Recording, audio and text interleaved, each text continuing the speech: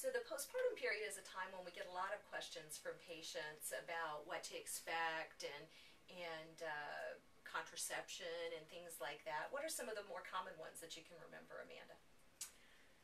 Is it normal for my feet and hands to swell? Yeah, that's a big one. I agree with you.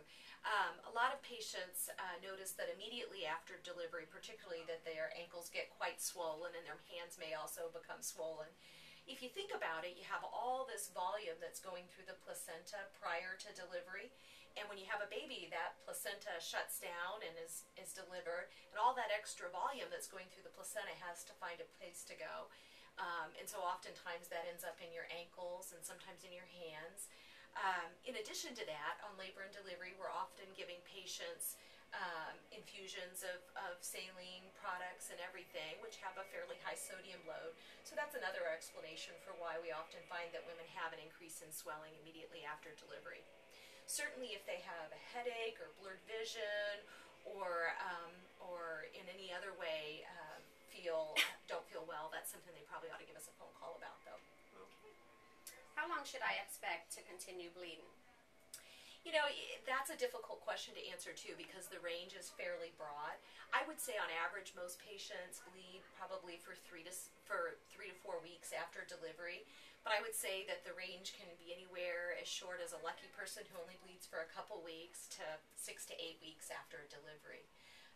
It is important that patients notify us if they have really heavy bleeding. If they're saturating a pad more frequently than every hour, I would say they should definitely give the office a call. Okay. How long should I expect, or how long should I continue to take my prenatal vitamins?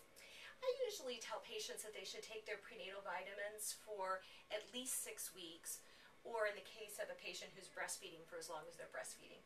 Okay.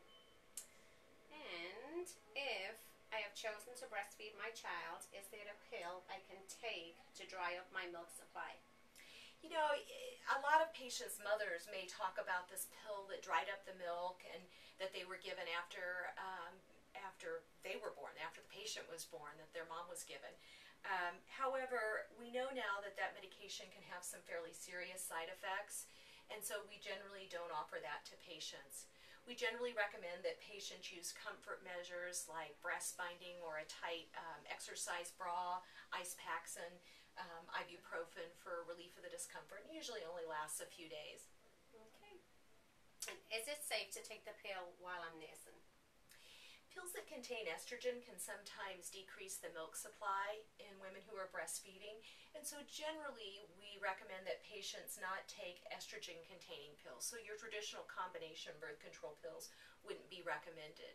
There is, however, a mini pill that contains progesterone only that's used for contraception in women who are breastfeeding that shouldn't affect the milk supply.